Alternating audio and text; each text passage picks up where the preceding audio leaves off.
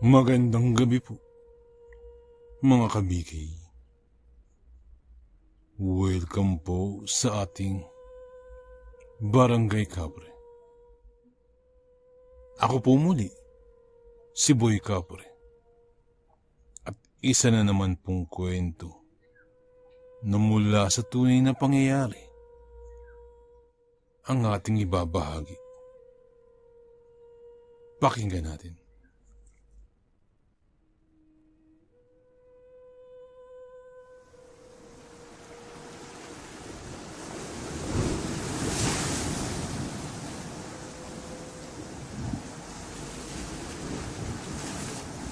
Nagkakagulo ang mga tao. Unti-unti nang naniningil ang kalikasan sa pang-aabuso nila. Anumang oras ay maaaring dumating na sa lugar nila ang mga higanting alon. Umalis na tayo! Umalis na tayo sa lugar na to! Huwag natin hintayin maubos pa tayo! Sigaw ng ibang tao mula sa grupo. Tama! Umalis na tayo lahat! Sang-ayon ng karamihan. Ngunit bago pa nila magawa yun, biglang dumilim ang buong paligid at tinabunan na sila ng mga naglalaki ang alon mula sa dagat.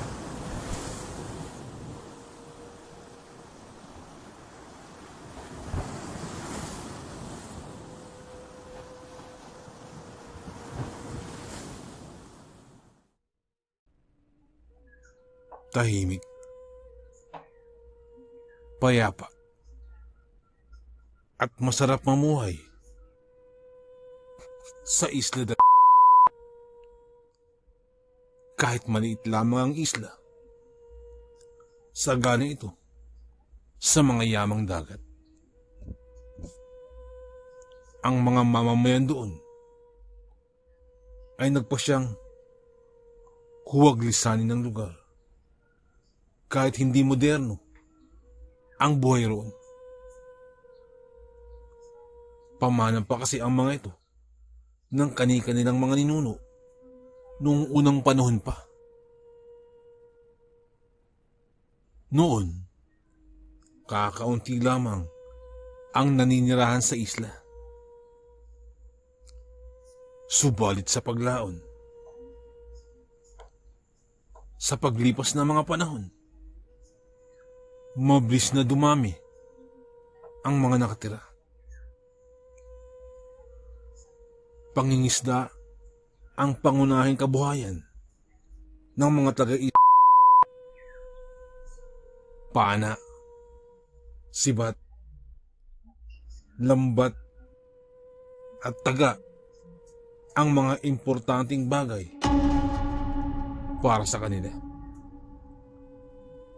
Doon sila namulat at marahil doon na rin sila mamamatay. Hindi na nangarap pa ang mga taga-isla na lumuwas pa sa ibang lugar upang maghanap ng ibang trabaho o mapapangasawa. Sapat na sa kanila ang isla. Ang isla ngayon, ang kanilang buhay.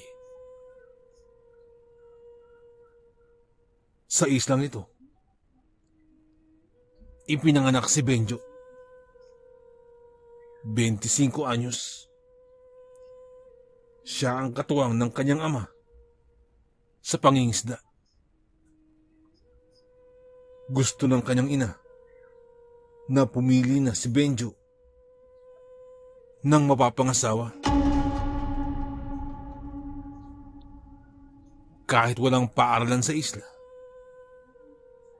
likas na matalino ang binata. Ang kanyang mga pagpapasya, ang kanyang desisyon, at ang kanyang pananalita ay may lamang kaalaman na hindi alam ng kanyang mga magulang at maging kanyang mga kaanak kung saan bang parte ng isla ito napulot. Sa totoo lamang, marami ang nagkakagusto sa binatang si Benjo. Sapagkat hindi lamang siya matalino, matipuno rin ang kanyang pangangatawan.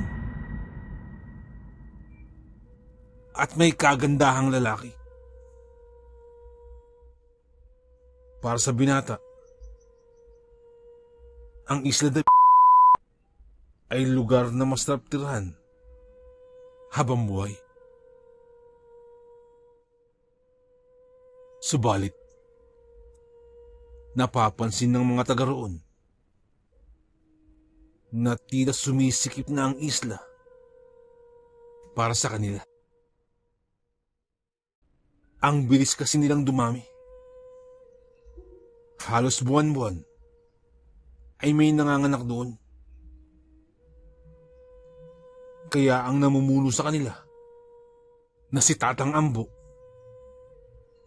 ay nagbigay ng kautusan sa buong isla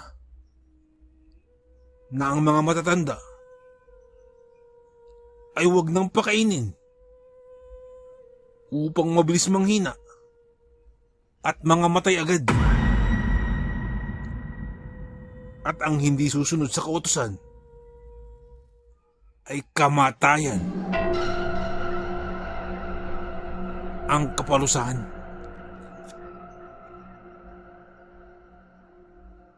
Nagsimula na ang hilakbot sa isla. Ganun nga ang ginawa ng mga taga-isla sa kanilang mga matatanda. May ilang hindi sang-ayon sa batas ni Tatang Ambo. Subalit wala silang magawa dahil para rin yun sa ikabubuti nila at ng kanilang isla. Labag man sa kanilang kalooban, ngunit sumunod pa rin ang lahat. Ilang buwan mula nang ipatupad ang kautosang iyon, halos araw-araw ay may mga matatandang namamatay. Masakit lamang isipin na namatay ang mga ito dala ng matinding gutom. Kahit sagana naman sa pagkain ang isla. Sa paglipas pa ng mga araw, parang pangkaraniwan na lamang sa kanila na may matandang namamatay. Ang ilan pa nga ay tila nagdiriwang pa sa tuwing may pumapanaw. Mga walang puso! Mga walang puso! Himutok ng ama ni Benjo. Mamamatay tao sila! Anong karapatan nila na unahan ng kamatayan? Hindi sila Diyos. Hindi makatao ang kanilang ginagawa. Darating ang panahon, aanihin nila ang kanilang kawalangyaan. Sambit pa ng ama ni Benjo. Manahimik ka na nga dyan, Karyo. Mamaya may makarinig pa sa iyo riyan. Halos pabulong na saway ng asawa ni Mang Karyo. Tahimik lamang si Benjo sa isang sulok. Nag-iisip siya kung paano niya matutulungan ang mga kasamaan sa isla. Araw-araw ay naglilibing sila ng patay. At halos mapuno na rin ang kanilang sementeryo. At kapag napuno na ito, magiging suliranin na naman nila kung saan ililibing ang labi ng mga matatanda. Nagpulong-pulong ulit sila. Pinag-usapan nila kung saan na nila ililibing ang iba pang mga bangkay. Nang may isang sumigaw, "Tagbong! Tama! Tagbong nga!" Sang-ayon pa ng iba. Ang salitang tagbong ay isang pamamaraan na kung saan ang isang bagay, tao o hayop ay nilalagyan ng taling may pabigat gaya ng bato at saka itatapon sa kailaliman ng dagat.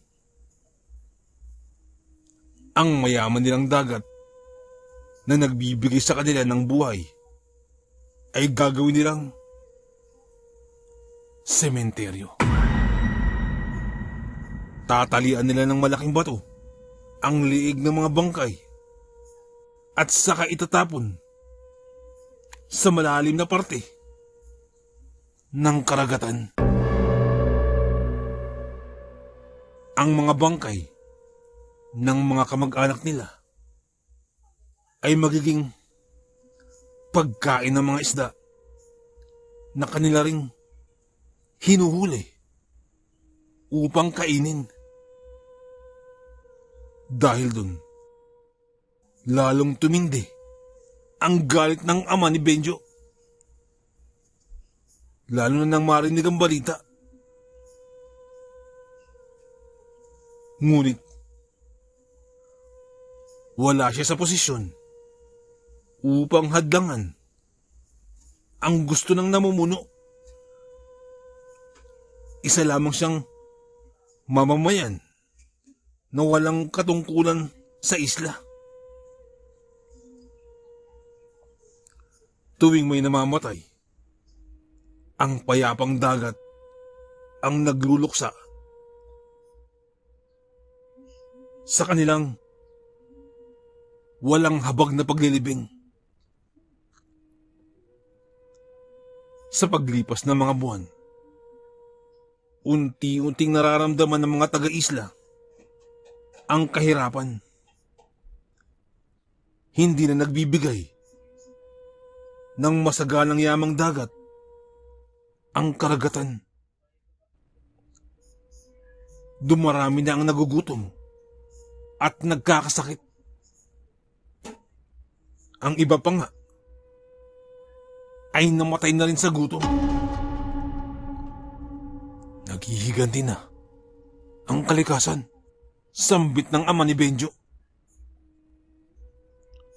Ang dating payapa, masaya at masagalang isla ay tila mundo na ng katatakutan.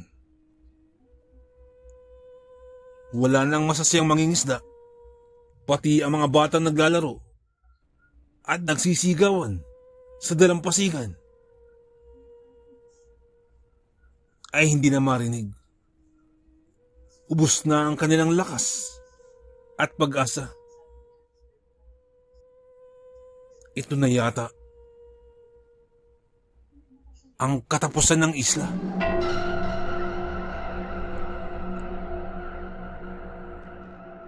Sa kalagitnaan ng gabi, binulabog ng malakas na daluyong mula sa dagat ang buong isla.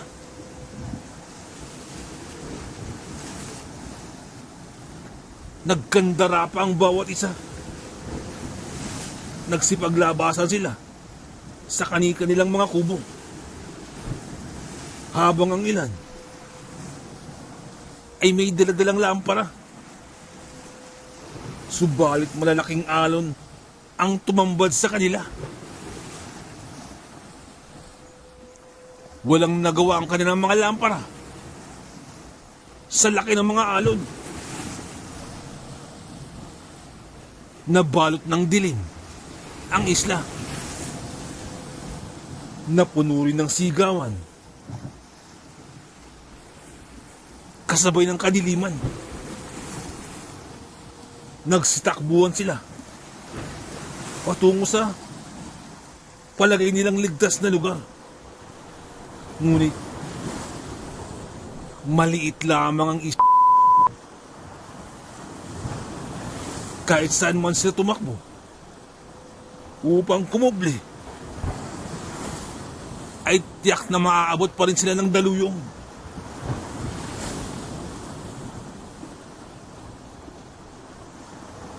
Nagmalahalimaw na ang mga alon mula sa dagat.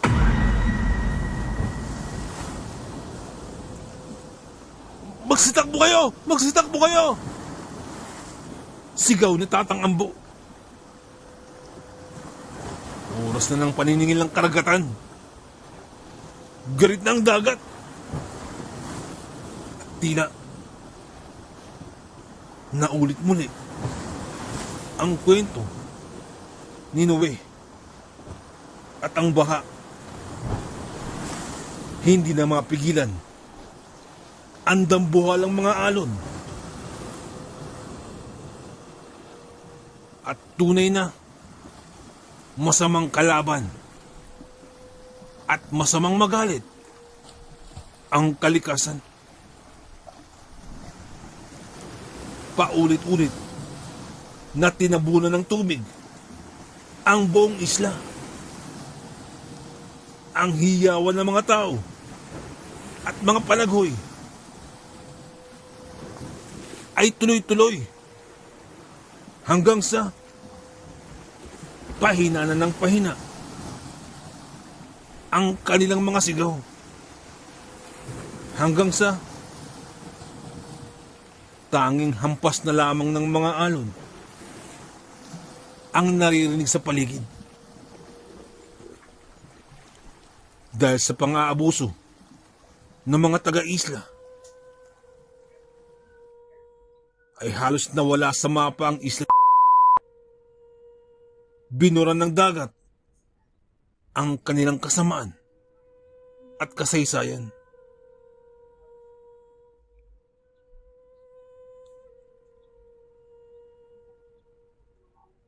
Nakakalungkot lamang sapagkat maging bahay nila Benjo ay nadamay. Subalit, kinabukasan, natagpuan na lamang nila Benjo na napunta sila sa kabilang isla. At ang nakakapagtaka pa, buong pamilya nila ay walang nadamay sa matinding galit ng karagatan. Nilamon na silang lahat ng nagngangalit na dagat. At sa hindi maipaliwanag na kadahilanan, tanging pamilya lamang nila Mang Karyo ang nabuhay.